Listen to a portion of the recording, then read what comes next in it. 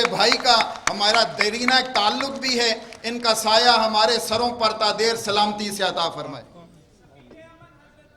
بسم اللہ الرحمن الرحیم، الحمدللہ رب العالمین، والصلاة والسلام علی سیدنا و مولانا محمد وعلی آلہ واصحابہ اجمعین، اما بعد فاعوذ باللہ من الشیطان الرجیم، بسم اللہ الرحمن الرحیم، ان تنصروا اللہ ینصرکم ویثبت اقدامکم، صدق اللہ مولانا العظیم۔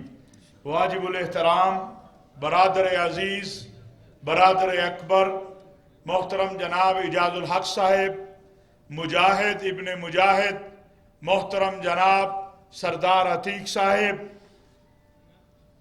ولی ابن ولی حضرت مولانا میاں محمد اجمل قادری صاحب، جانشین شہید ناموس رسالت، برادر عزیز حضرت مولانا حامد الحق حقانی صاحب، محترم جناب خواجہ صاحب، محترم برادرم انوار الحق صاحب، مولانا سید چراغ الدین شاہ صاحب، علامہ یونس حسن صاحب، مولانا قاسم قاسمی صاحب، مولانا نعمان حاشر صاحب، اور بہت سارے حضرات یہاں اکابر بیٹھے ہیں، مولانا احمد علی ثانی صاحب۔ وقت کم ہے چونکہ عصر کی نماز کا وقت بھی ہے، اور آپ حضرات، ہم آج یہاں کیوں جمع ہوئے ہیں؟ آج ہم یہاں کیوں اکٹھے ہوئے ہیں؟ کیا ہمارا مقصد آج یہاں اکٹھے ہونے کا کوئی ذاتی مفاد ہے یا قومی اور ملی مفاد ہے یا دینی مفاد ہے؟ ہم کیوں جمع ہوئے ہیں یہاں پر؟ اس کانفرنس کا عنوان ہے استحکام پاکستان۔ اور پاکستان کیوں بنا؟ اس لیے بنا تھا کہ آپ لوٹتے رہیں پاکستان کو جب تک آپ کا دل چاہے، اور پھر آپ ہندوستان کے ساتھ اور اسرائیل کے ساتھ مل کے سازشیں کریں کہ اب چونکہ فوج اور حکومت کہتی ہے ہم اسرائیل کو تسلیم نہیں کریں گے، تو لہذا اب ہمیں ہندوستان کے ساتھ مل کر، اسرائیل کے ساتھ مل کر پاکستان میں عدم استحکام لانا ہے۔ ہم یہ واضح پیغام دینا چاہتے ہیں کہ یاد رکھو تمہیں یہ کام نہیں کرنے دیا جائے گا۔ انشاءاللہ۔ جواب دو، خفیہ ملاقاتوں کا جواب دو قوم کو۔ جس شہید کے نام پہ تم نے اقتدار حاصل کیا، جس شہید کے نام پہ تم نے ووٹ حاصل کیے، جس شہید کی لیگسی کو لے کے تم نے قوم سے دھوکہ کیا، قوم تم سے پوچھتی ہے آج تمہارے ہندوستان کے سفارتکاروں کے ساتھ خفیہ ملاقاتوں کا مقصد کیا ہے؟ یہ قوم جاننا چاہتی ہے۔ وہ سنا ہے ایک صاحب کہہ رہے تھے ہم آئندہ احتجاج کے لیے کینٹ کے باہر جائیں گے، اس وقت سے ڈرو جب قوم تمہیں تمہارے گھروں سے نہیں نکلنے دے گی۔ للکار ہے، للکار ہے۔ یہ پاکستان کی فوج ہے، اور اس فوج اور قوم کا تعلق تم نہیں توڑ سکتے۔ ہمیں پتا ہے تم کہاں سے بول رہے ہو، یہ آج کی بات نہیں ہے۔ تم بڑے عرصے سے لگے ہو کہ پاکستان کی فوج کا اور پاکستان کی قوم کا تعلق توڑا جائے، یہ نہیں ٹوٹ سکتا۔ کہتے ہیں دیکھیں جی یہ مولوی فوج کی حمایت کرتے ہیں، آج تو تمہیں بھی سربراہی کے لیے مولوی کے علاوہ کوئی نہیں ملا۔ ہاں؟ لیکن میرا ایک سوال ہے، نواز شریف، شہباز شریف صاحب، میرے مدرسے کا محتمم، میری مسجد کا مؤذن، میری مسجد کا امام، میرے مدرسے کا طالب علم تم سے آج سوال کرتا ہے کہ تم نے اپنے دور اقتدار میں کوئی دن ایسا تھا جس کے اندر مسجد اور مدرسے پہ چھاپا نہ مارا ہو؟ شیم، تالیوں کی نہیں لعنت کی بات ہے۔ مجھے بتاؤ، کوئی ایک دن بتاؤ جس دن تم نے امام مسجد کو گھسیٹتے ہوئے مسجد سے نکال کے چوکوں چوراہوں کے اندر ذلیل اور رسوا کرنے کی کوشش نہ کی ہو۔ آج تمہیں مولوی ملا، پتہ چلا کہ تمہیں اب قوم مسترد کر چکی ہے، اس لیے ایک مولوی صاحب کو کھڑا کیا کہ آؤ مولوی صاحب داڑھی پگڑی والے ہیں آپ، ہمارے کرپشن کو کسی طرح بچا دو، ہماری کرپشن کو کسی طرح بچا دو۔ یہ وہی مولوی صاحب ہیں زرداری صاحب جن کو آپ نے صدارتی ووٹ نہیں دیا تھا، سردار عتیق صاحب، یاد ہوگا آپ کو، ابھی چند ماہ پہلے کی بات ہے نا، بھئی یاد ہے آپ کو کہ نہیں یاد؟ یاد ہے؟ یہ وہی مولانا فضل الرحمان ہیں جن کو آپ نے صدارتی ووٹ نہیں دیا تھا۔ آج تمہیں پتہ تمہیں ملنے والا کچھ نہیں، اس لیے پھر قربانی کا بکرا مولوی کو بنانا چاہتے ہو۔ اگر نواز شریف صاحب کو یہ پتا ہوتا یا پیپلز پارٹی کو یہ پتا ہوتا کہ ان کی یہ جدوجہد کامیاب ہو سکتی ہے، کبھی مولانا صاحب کو سربراہ نہ بناتے۔ انہیں پتا ہے آج بھی اس ملک کے اندر دین مضبوط ہے، مولوی مضبوط ہے، مدرسہ مضبوط ہے، مسجد مضبوط ہے، ضیاء الحق کی لیگسی مضبوط ہے، پاک فوج کا اور مولوی کا تعلق مضبوط ہے، اس لیے مولوی کو لا رہے ہیں۔ ہم سمجھتے ہیں، ہم تمہیں سمجھتے ہیں، کہتے ہیں دیکھیں جی یہ کیوں فوج کے حق میں بات کرتے ہیں؟ تمہیں کھلی چھٹی دیں، تم فوج کو گالیاں دو، تم فوج کے بارے میں بکواس کرو، تمہاری لمبی زبانوں سے فوج کے بارے میں وہ کلمات نکلیں جو کسی کو برداشت نہیں، اور اگر ہم کہیں کہ یہ فوج ہماری ہے، یہ جوان جو بارڈر پہ شہید ہوتا ہے یہ میرا ہے، تمہیں بڑی تکلیف ہوتی ہے، اس لیے کہ تمہارا ان شہیدوں سے کیا تعلق ہے، تمہارا ان غازیوں سے کیا تعلق ہے؟ تم نے تو مال بنایا ہے۔ یہ شہادت جو ہے نا، اور مجاہد ہونا اور غازی ہونا، یہ اللہ کے انعامات ہوتے ہیں، اور کرپٹ ہونا، کرپشن کرنا، یہ دنیا کے انعامات ہیں۔ اللہ نے ہمیں اپنے انعامات سے نوازا ہے۔ اس سٹیج کے اوپر شہید شہداء کے بیٹے بیٹھے ہیں، اس سٹیج کے اوپر مجاہد بیٹھے ہیں، اس سٹیج کے اوپر غازیوں کے بیٹے بیٹھے ہیں، یہ ہمارا فخر ہے۔ نعرہ تکبیر! کہتے ہیں ہمیں معلوم ہے، آپ کو میں بتانا چاہتا ہوں، فلسطین الاقصی 3 دن بند رہی۔ ہماری وزارت خارجہ نے 3 دن الاقصی بند رہی۔ نواز شریف صاحب کے دور میں ہماری وزارت خارجہ نے مذمت کرنی بھی مناسب نہیں سمجھی تھی۔ یہ ہیں آج ان کو بڑا دین یاد آ رہا ہے۔ آج میاں صاحب آپ کہتے ہیں ہمارے سعودی عرب سے تعلقات شاہ محمود خراب کرنے لگا تھا۔ میاں صاحب، پوری عرب اسلامی دنیا سے آپ نے ہمارے تعلقات کو خراب کیا، آپ کی وجہ سے۔ اور اگر کوئی تحقیق کرے تو پتہ چلے گا کہ مودی کو عرب دنیا کے اندر اگر کوئی مقام یا مودی کا کوئی دخل اندازی ہوئی وہ عرب دنیا کے اندر کیا تو میاں صاحب آپ کی وجہ سے کیا ہے۔ وہ عرب جو ضیاء الحق صاحب کے استقبال کے لیے کھڑے رہتے تھے، جو کہتے تھے پاکستان سے ہمارا تعلق جسم اور روح کی طرح ہے، اگر وہاں کوئی خلل آیا ہے تو عربوں سے زیادہ میاں صاحب ذرا اپنا گریبان چیک کیجئے۔ الحمدللہ میرے ملک کی فوج نے، میرے سپہ سالار نے، جنرل قمر جاوید باجوہ نے اس بات کو محسوس کیا کہ ہمیں اسلامی دنیا سے دور کیا جا رہا ہے، عرب دنیا سے دور کیا جا رہا ہے۔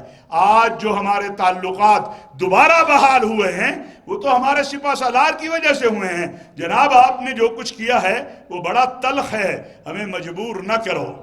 اور اب تو آپ ماشاءاللہ سائنسدان بھی بن گئے ہیں۔ یہ سوچنے کی بات ہے، فکر کی بات ہے۔ یہ سائنسدان صاحب ہمیں پتہ ہے آپ کیا کہنا چاہتے ہیں۔ آپ پاکستان کی دفاعی تنصیبات پہ اب حملہ کرنا چاہتے ہیں۔ یہ مذاق کی بات نہیں ہے۔ کچھ لوگ کہتے ہیں انہیں پتہ نہیں چلا۔ آپ مجھے بتائیے، دنیا کے اندر کوئی ایک گولی اگر بناتا ہے تو اس کے اوپر بھی اس کا حق ہوتا ہے، اس کی نقل نہیں کی جا سکتی۔ سردار صاحب ایسے ہی ہے، اس کی نقل نہیں کی جا سکتی۔ یہ پیپر بنانے والے کی بھی اسٹیمپ ہوتی ہے کہ میں نے یہ پیپر بنایا ہے، اس کی نقل نہیں کی جا سکتی۔ تم نے ہمارے پورے دفاعی نظام کے اوپر سوالیہ نشان پیدا کرنے کی کوشش کی ہے۔ نواز شریف صاحب یہ تو ملک سے وفاداری نہیں ہے. تمہاری وفاداری صرف اس وقت تک ہے جب تم اقتدار کی کرسی پہ بیٹھے رہو. تمہاری وفاداری صرف اس وقت تک ہے جب تم جو ہے اس ملک کو لوٹتے رہو. اور آج ایک میں سابق وزیر اعظم کو سن رہا تھا, وہ کہتا ہے میں قرآن اٹھانے کو تیار ہوں, میاں صاحب نے کبھی ایک پیسے کی کرپشن نہیں کی. انا للہ و انا الیہ راجعون. مت کرو اپنی آخرت خراب. لعنت. IGI کے ذرا کھاتے کھول لو, پتہ چل جائے گا لاہور جوہر ٹاؤن کیسے کیسے گیا تھا. اور نواز شریف صاحب, ان گواہوں میں میں زندہ ہوں, آپ زندہ ہیں. نہ جنرل فضل حق شہید زندہ ہے اس وقت, نہ مولانا سمیع الحق شہید زندہ ہے, نہ محمد خان جنیجو زندہ ہے.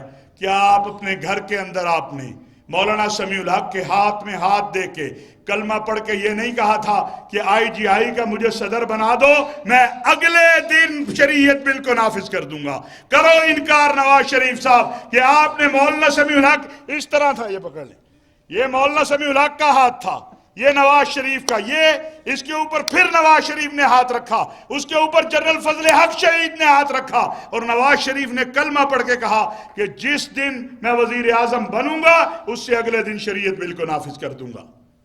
کیا شریعت بل نافذ ہوا؟ نہیں. تو اسی طرح سمیع الحق شہید تو ملنگات بھی تھا, اسے تو جنت چاہیے تھی, اللہ نے اسے شہادت عظیم دی اور بڑی جنت دے دی. مولانا آپ ہوشیار رہنا, آپ کے ساتھ بھی یہی کچھ ہوگا, اور کئی بار ہو چکا. ویسے ہم نے سنا ہے, سنا نہیں ہے, پڑھا ہے, پڑھا نہیں ہے, یقین ہے, یقین نہیں یقین کامل ہے. وہ یقین کامل نہیں ہے, کائنات جھوٹی ہو سکتی ہے, میرے نبی کا فرمان جھوٹا نہیں ہو سکتا کہ مومن ایک سوراخ سے 2 بار نہیں ڈسا جاتا.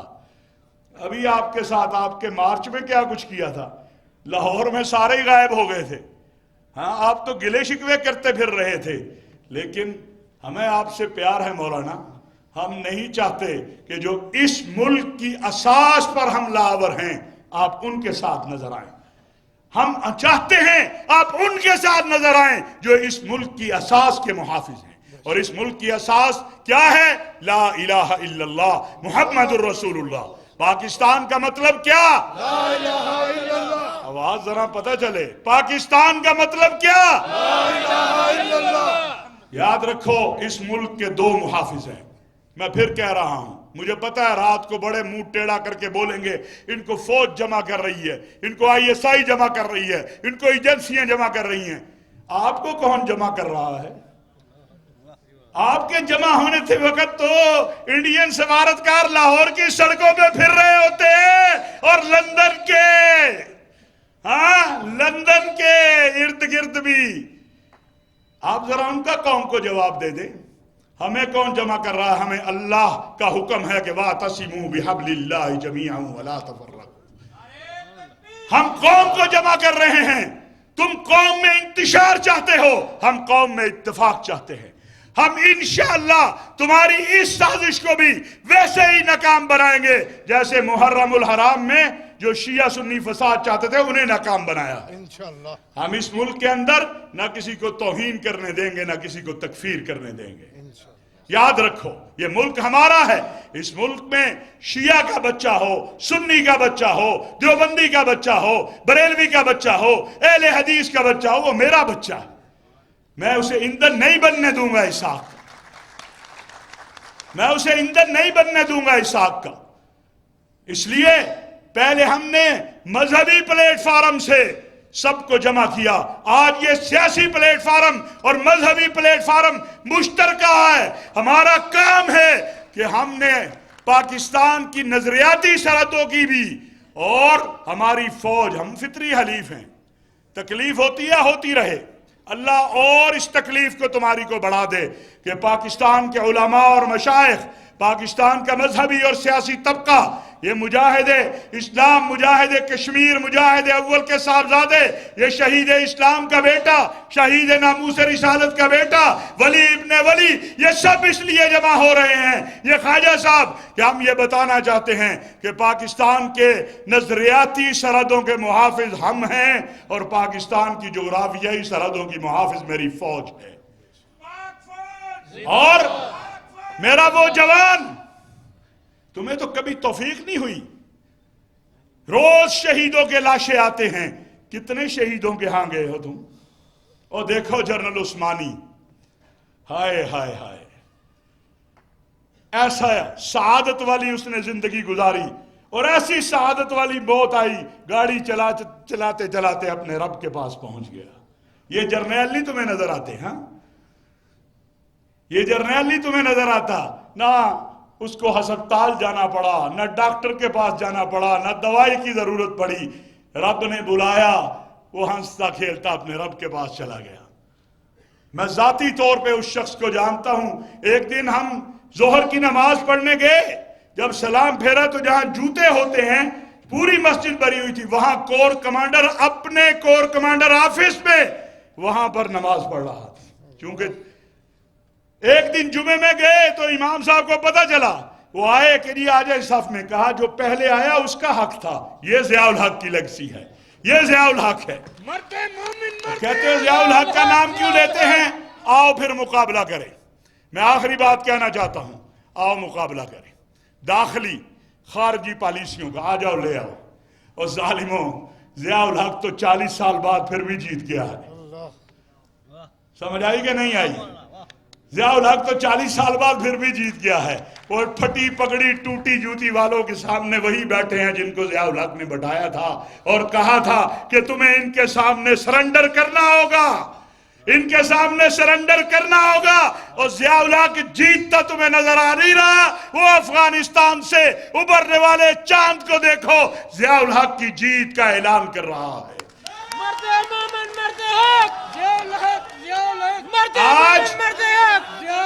آج افغانستان کے پہاڑ بتا رہے ہیں کہ پاک فوج زندہ باد ہے، ضیاء الحق زندہ باد ہے، پاکستان زندہ باد ہے، پاکستان کی سلامتی کے ادارے زندہ باد ہیں اور پاکستان کے دشمن مرداباد ہیں۔ ہم کل بھی اپنی فوج کے ساتھ تھے، آج بھی اپنی فوج کے ساتھ ہیں، اور ہمیں دھمکیاں نہ سناؤ۔